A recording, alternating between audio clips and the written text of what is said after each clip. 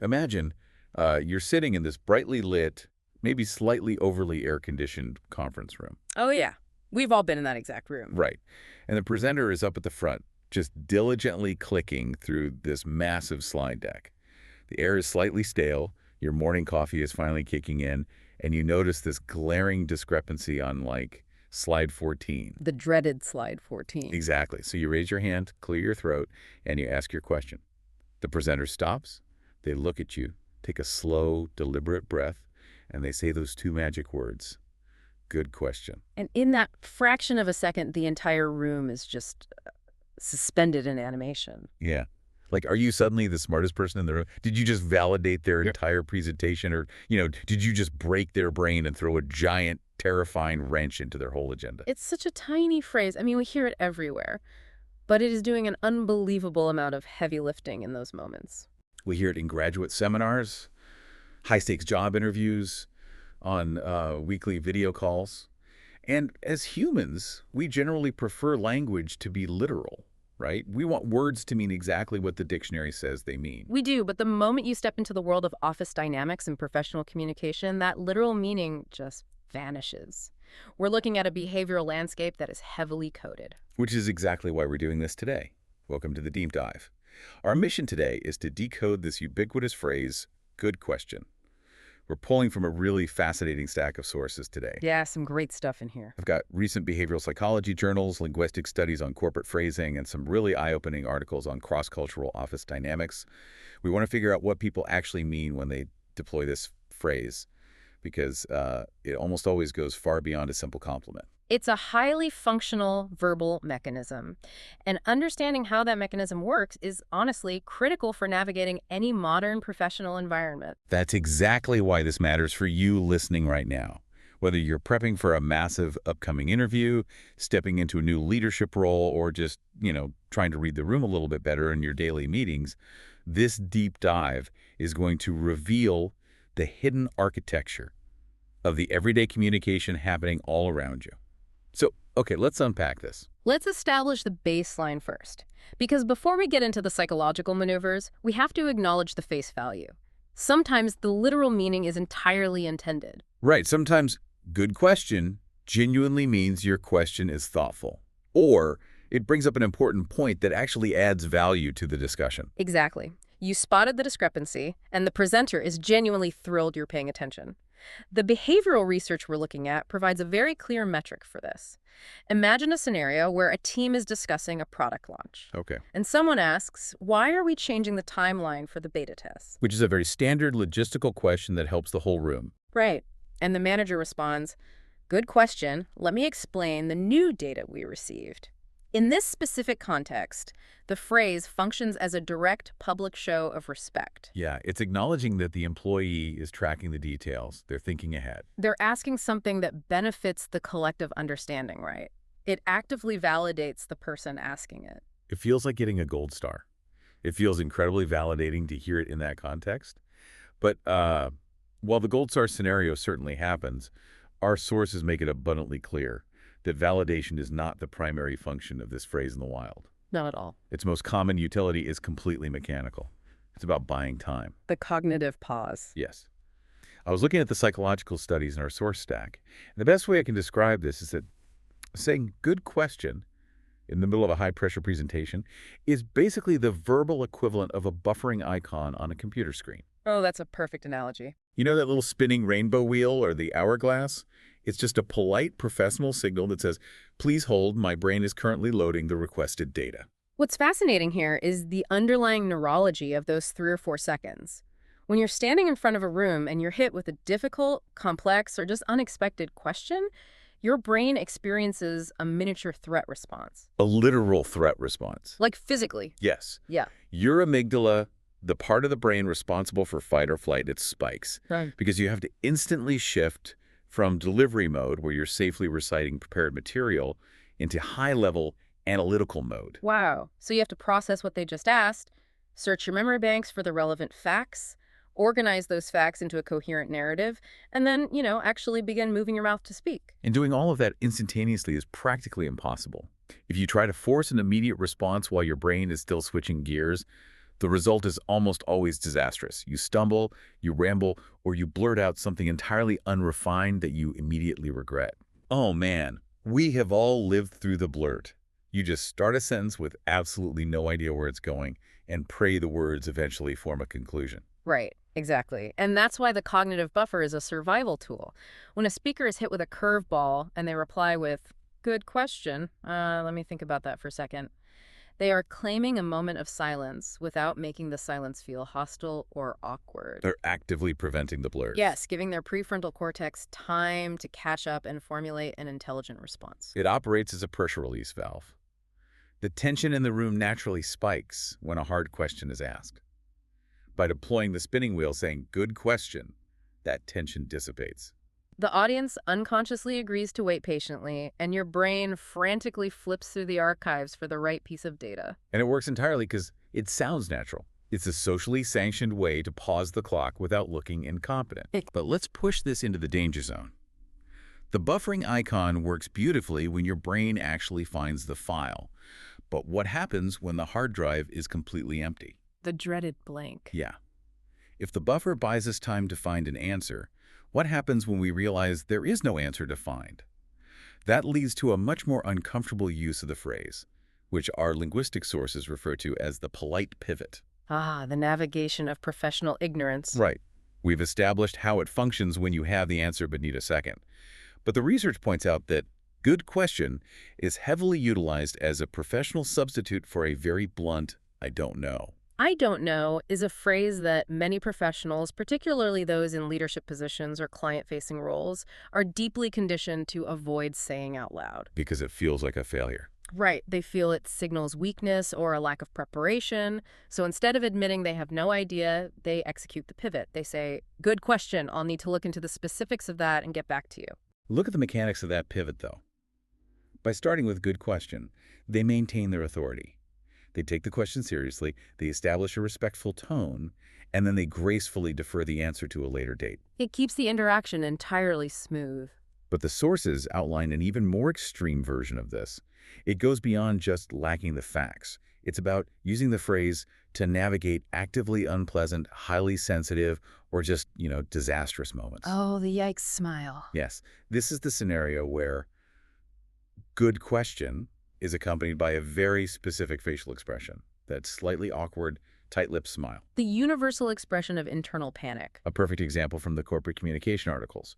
Imagine you're in a massive post-mortem meeting and someone raises their hand and asks, "Why did the Q3 marketing initiative fail so catastrophically?" Ouch. The temperature in the room instantly drops 20 degrees. And the leader at the front gives that tight smile, exhales, and says, "Good question. Well, there were several compounding factors. It acts as a verbal shield against incoming fire." It is a defensive posture. They are absorbing the kinetic energy of a hostile question. But I have to challenge this, though. Isn't this inherently a bit deceptive? We're talking about using a compliment to mask incompetence or failure. It's an interesting way to look at it. Instead of just looking at the team and saying, "I have no idea why it failed, we completely missed the mark," we dress it up.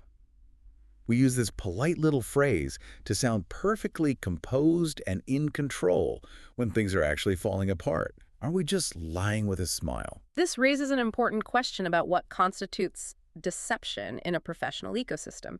Is saying, "Good question," a literal factual truth in that moment? No. Right, because to them it was a terrible question. Exactly. To the speaker, it was a terrifying, deeply unwelcome question. But labeling it as a lie misses the utility. It is an act of emotional regulation. But doesn't that emotional regulation just breed a toxic, passive-aggressive corporate environment? If we're constantly shielding ourselves from reality, we create a culture where nobody's allowed to actually admit failure. We just endlessly pivot around the truth. I wouldn't equate pacing the delivery of bad news with hiding the bad news. When someone asks a blunt, aggressive question like, "Why did the project fail?" The natural, biological, human response is to become highly defensive. If the presenter acts on that raw, defensive emotion, they might snap back, they might blame a subordinate, or the meeting might devolve into an unhelpful argument. And then the emotional blast radius of the failure expands and takes out the whole room. Exactly. Using "good question" as a shield is a strategy to maintain the professional container. Let me give you a real-world parallel. Think about a high-stakes corporate earnings call. Okay. A CEO gets hit with a brutal question from an aggressive analyst about plunging profit margins. If the CEO reacts defensively or stammers out, I don't know, the stock price literally drops in real time. The market panics. Because the market sees the panic on the CEO's face. But if the CEO takes a breath and says, that is a very good question, let's look at the broader macroeconomic factors, Right. they haven't solved the margin issue. The failure still exists. Right. But they've bought the emotional real estate necessary to navigate that failure with grace. They regulate the tension of the analysts on the phone. It keeps the professional machinery moving without grinding the gears to a halt. I see the distinction. It's the difference between a panicked, don't look at me, the project was doomed, and a controlled, good question, let's analyze the breakdown. Exactly. The outcome is identical. The marketing initiative still crashed and burned, but the temperature of the room allows for actual problem solving instead of just shared panic. The buffer prevents the emotional contagion of anxiety. That brings us to a really crucial pivot in our deep dive. We understand how this phrase mitigates awkwardness and shields our lack of knowledge. But we need to zoom out and ask, why is this mitigation even necessary in the first place? Right. Why the need to soften it at all? Why do we feel this overwhelming, almost biological need to soften the blow of a direct question? To understand the root cause, we have to look at the broader cultural context of communication. The cross-cultural office dynamics research in our stack is incredibly explicit about this. Yeah, this part was fascinating. The heavy reliance on phrases like good question is deeply inherently connected to English-speaking workplace cultures, specifically in the US and the UK. This blew my mind when I was reading the notes. It's not a universal human trait to dodge a direct question with a polite compliment. Not at all. In many cultures, directness is highly valued and expected. Let's look at Dutch or German corporate cultures. If you ask a German colleague a question and they do not know the answer, they will simply say, I do not know. Just like that. Just like that. It isn't seen as a loss of face, a breach of etiquette, or a sign of weakness. It is simply an efficient transfer of factual information. If a Dutch colleague thinks your idea for a new product feature is bad, they will tell you it is bad. And they expect you to just accept that as data. The sociological concept often used to describe this is peach versus coconut cultures. Oh, I love this analogy. Break this down for the listener. So Americans and many English-speaking cultures are generally considered peach cultures. We're very soft on the outside, we're friendly, we use lots of polite filler words, we smile at strangers, and we use phrases like, good question, or that's an interesting point, to keep interactions pleasant. Right, the peach fuzz. Exactly.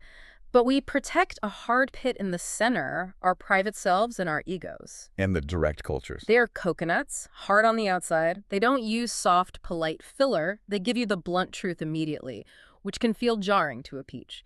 But once you get past that hard exterior, the inside is soft and deeply loyal. Okay. In a peach culture, which dominates English-speaking corporate environments, an unvarnished, I don't know, or you are wrong, is perceived as a direct attack on that soft exterior. It bruises the peach. So we invented verbal bubble wrap. Herbal bubble wrap. It makes perfect sense. Difficult truths, direct rejections, or admissions of total ignorance, those are hard, sharp objects. If we just throw them at each other across a boardroom table, someone's ego is going to get lacerated. Right. So we wrap them in layers of verbal bubble wrap. We use good question, or let's put a pin in that, or let me circle back on that. We wrap our difficult interactions in these incredibly soft phrases to ensure that absolutely no one gets bruised in transit.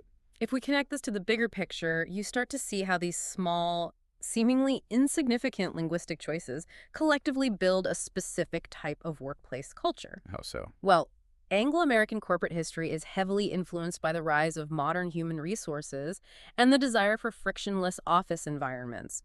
Using good question is a microscopic tactic that feeds into a macro culture focused on aggressive positivity and saving face. It makes the conversation feel constructive even when the actual content of the conversation is overwhelmingly negative. We are so terrified of the blunt edge of reality that we've invented a whole lexicon to cushion it. It's endlessly fascinating. But, knowing all this theory is only half the battle. Very true. Now that we understand the why, the mechanics of the buffering icon, the polite pivoting around failure, the cultural bubble wrap, we need to shift to the how. Let's open up the listener's toolkit. How do you, listening to this right now, actually use this information? The behavioral research provides a really clear, practical breakdown of how to wield this phrase to sound professional and confident, depending on what you actually need in any given moment. Let's run through the tactical applications. Scenario 1. The literal use. You're in a meeting, someone asks a genuinely great question, and you want to show actual thoughtfulness and validate them publicly. The phrasing is simple. Good question, let me explain. It's direct. It acknowledges the value of the inquiry, it gives them their gold star, and it smoothly transitions into your prepared knowledge. You're rewarding them for paying attention. Right. Scenario 2. You're hit with a curveball and you need the cognitive buffer. You need to pause the clock so your prefrontal cortex can catch up to your amygdala. The tactic here is, good question, give me a moment. The absolute key to this maneuver is the physical pause after the phrase. You are explicitly asking for time. If you say, good question, give me a moment, in a panicked rush, it fails. It just sounds like you're spiraling. Exactly. You have to say it, hold eye contact, and take a breath. You are showing them that you are taking their inquiries seriously enough to formulate a proper, considered response rather than just blurting out the first thought that comes to mind. And scenario 3. The polite pivot. You are completely out of your depth, the hard drive is entirely empty, and you need to admit you don't know without looking foolish or derailing the meeting. The playbook says to use, good question, I'll check on the specifics of that and get back to you by this afternoon. It is the ultimate get-out-of-jail-free card. It immediately halts the line of questioning on that specific topic. It commits to a future resolution so they don't feel ignored, and it allows the meeting to move forward without a lingering, painful silence. It's the ultimate verbal shock absorber. But our sources do come with a very strong, heavily bolded warning. There's a major pitfall to relying on this toolkit. Yes, the profound danger of overuse. The corporate communication articles explicitly warn against using good question as a default response to every single inquiry. Think about it. If I'm sitting in a budget meeting and I ask about the Q4 projections and you say, good question. Okay. And then someone asks where the updated spreadsheets are saved. You say, good question. And then someone asks what time the caterer is arriving for lunch. You strip the phrase of all its psychological utility. You sound like a malfunctioning customer service bot. Good question, Dave. Good question, Susan. I am processing your good questions. It goes from being a polite, strategic buffer to an incredibly annoying verbal Enkin. People will start rolling their eyes every time you open your mouth. Which highlights the most crucial point about any form of professional communication. It is never about memorizing a rigid script. It is about emotional intelligence and adapting to the moment. You have to read the room. True effective communication requires constant calibration. If you rely on good question as a single conversational crutch for every interaction, your colleagues will notice. It will actively undermine your authority because it sounds rehearsed and hollow. Because sometimes the most professional, authoritative thing you can do is simply answer the question directly, without any verbal bubble wrap at all. If someone asks what time the meeting ends, 3 o'clock is a perfectly acceptable response. It requires zero cognitive buffering. Precisely. You have to know when to use the shock absorber and when to just drive on the paved road. So let's bring this all together. What have we uncovered in today's deep dive? We started out trying to decode a simple 2-word phrase, and we found out it's arguably the most versatile verbal multi-tool in modern workplace communication. It really is. It's a genuine show of respect used to validate a colleague. It's a neurological buffering icon used to buy your brain a crucial moment to think and prevent a panic blurt. It's a polite pivot used to admit ignorance without losing face. And when accompanied by a tight smile, it's a cultural shield used to smooth over deeply uncomfortable or sensitive failures. Understanding these subtle underlying mechanical layers is going to fundamentally alter how you interact at work. You will be able to read the emotional undercurrents of your meetings much more clearly. Absolutely. When someone uses the phrase, you will instantly know whether they're genuinely complimenting your insight or just frantically trying to organize their thoughts and survive the spotlight. And just as importantly, understanding the cultural need for verbal bubble wrap will help you sound much more natural, confident, and calibrated in English-speaking professional settings. You'll know exactly how to regulate the tension in the room. You are officially equipped to look past the literal words and see the mechanical gears turning underneath the conversation. Thank you so much for joining us on this deep dive. It's been an incredibly revealing journey into the words we use every single day without ever really thinking about what they're doing. It's always a pleasure to unpack the hidden architecture of the everyday. But before we let you go, we want to leave you with a final thought to chew on. We've spent this entire time talking about how this phrase operates as a shield, a cognitive buffer, and a polite pivot. So, the next time you're sitting in a meeting and you raise your hand and ask a question, and the presenter looks you dead in the eye, takes a breath, and says those two magic words, Good question. ask yourself, if good question has become an automatic, culturally conditioned reflex that masks everything from temporary ignorance to mild panic, how do you know when someone is actually complimenting your curiosity or just desperately trying to survive the meeting?